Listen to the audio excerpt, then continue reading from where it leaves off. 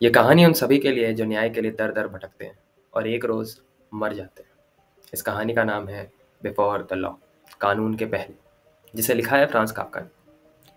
इस कहानी का केवल एक मकसद है कि आप समझें ये आपके न्याय की किसी को भी नहीं पड़ी है, ना किसी न्याय व्यवस्था को, ना पुलिस को, ना कोर्ट को, किसी को नहीं। और ये आपके हाल को भी बयां करेगी। तो हम स्टार्ट करते हैं इसको पढ़ना। Before the law stands a door keeper.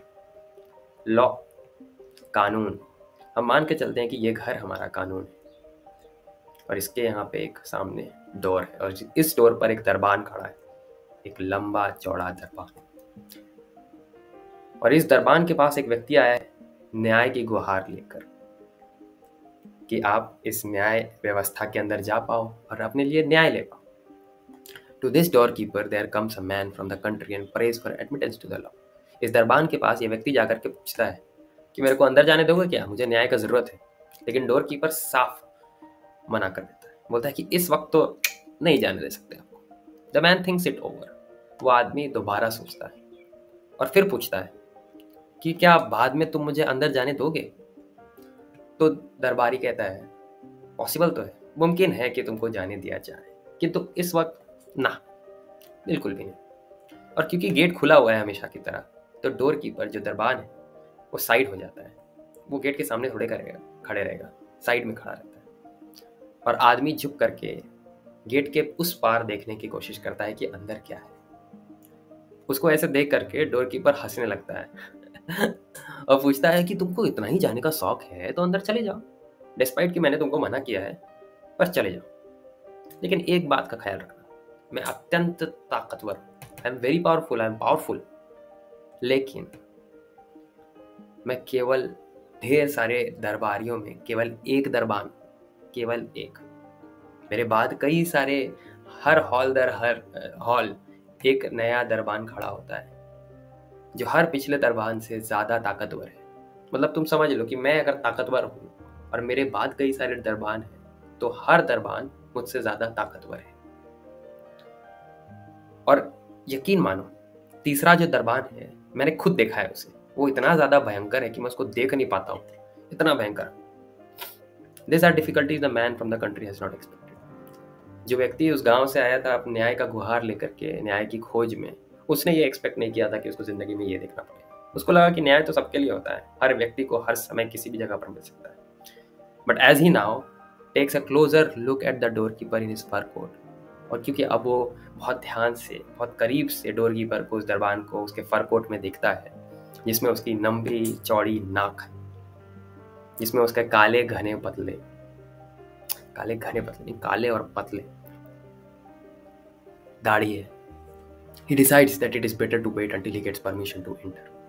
वो सोचता है कि ये आदमी खुद ही काड़ा टाइप का दिख रहा है, इतना भयंकर आदमी है, ये अगर कह रहा है कि तीसरा आदमी तक और भी ज़्यादा भयंकर है, तो फिर मैं कैसे ही अंदर जा पाऊंगा। इससे अच्छा है कि मैं परमिशन का इंतजार करूं कि अंदर से कोई आएगा मेरे लिए परमिशन लेकर के, तब मैं अंदर जाऊंगा।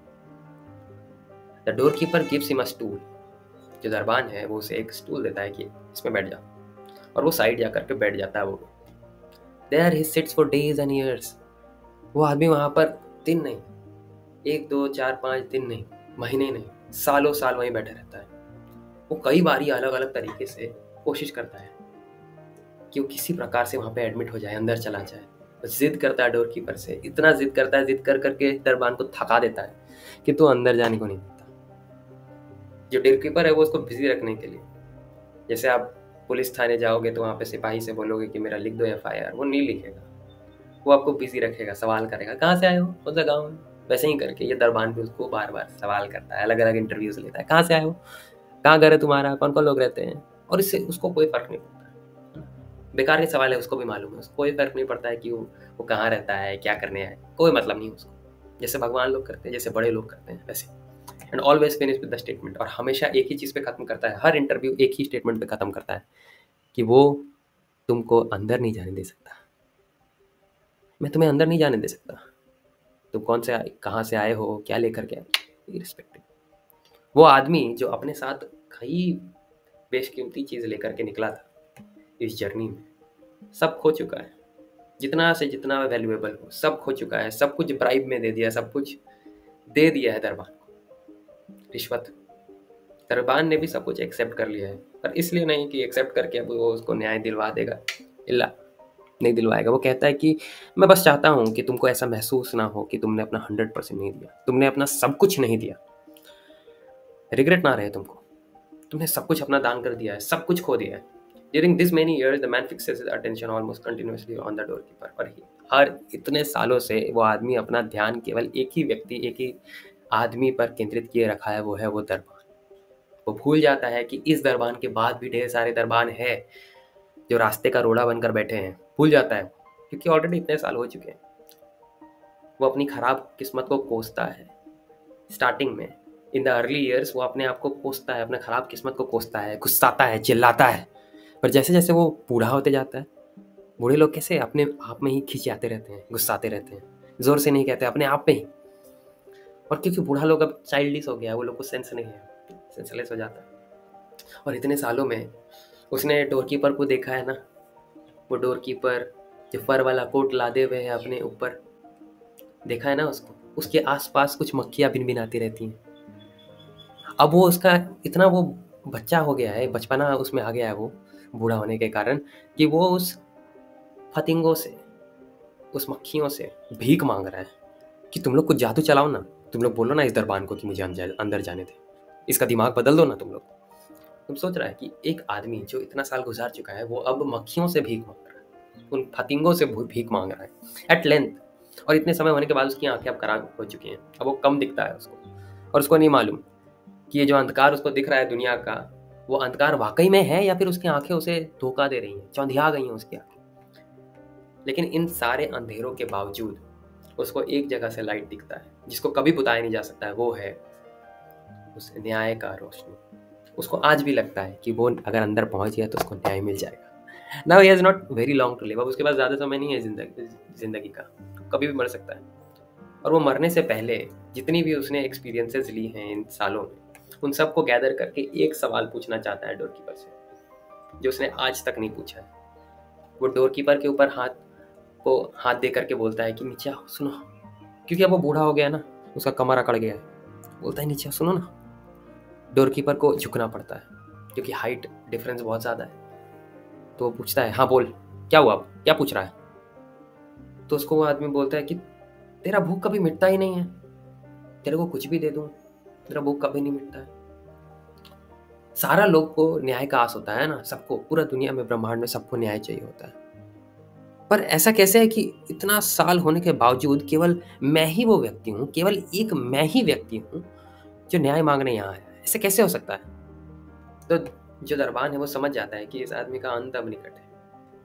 The doorkeeper recognizes that the man has reached his end and to let his failing senses catch the words। और वो चाहता है कि उसका सेंसेस जो ऑलमोस्ट खत्म हो चुका है वो उस दरबान का बात सुने, समझे।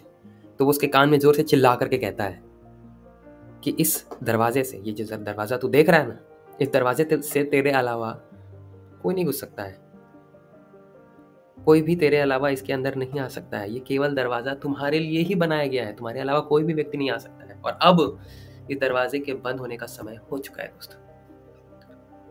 समझ रहा है तू? एक ऐसे व्यक्ति की कहानी जो न्याय मांगने गया है, जिसने अपना सब कुछ दान कर दिया है, सब कुछ जो है उसके पास, हीरा जवाहरात, घर, समय, सब कुछ, अपना सेंसेस भी खो दिया है। उसको अंत में क्या मिलता है मौत के अलावा? कुछ नहीं। और यही सच्चाई है कि हमारा न्याय व्यवस्था इतने खंडों में बटा हुआ है कि हम कभी भी न्याय ढूंढने जाएंगे, एक आम आदमी कभी न्याय पा ही नहीं सकता है। उसको बस सूरज की रोशनी की तरह चमकता हुआ दिखेगा दूर में कि हाँ न्याय तो मिल सकता है, पर नहीं मिलेगा कभी भी, क्योंकि हर स्टेप पर एक ना एक दरबान बैठा हुआ है जो आपको रोकेगा, जो आपसे छीनेगा, जो आपको लूटेगा, नोचेगा, खसोटेगा, और आपको न्याय नहीं दिलवाएगा। यही ये कहानी का सार है। मैं आशा करता हूँ कि आपको ये कहानी समझ में आ गई होगी, और आपको ऐसी टाइप की कहानी अगर सुननी होगी तो आप कमेंट करके बता सकते हो कि और क्या आपको पसंद है सुनना। इसके अलावा अगर आपको वीडियो पसंद आया हो तो लाइक, शेयर, सब्सक्राइब ज़रूर करना। तब तक के लिए tata, bye bye and all the best.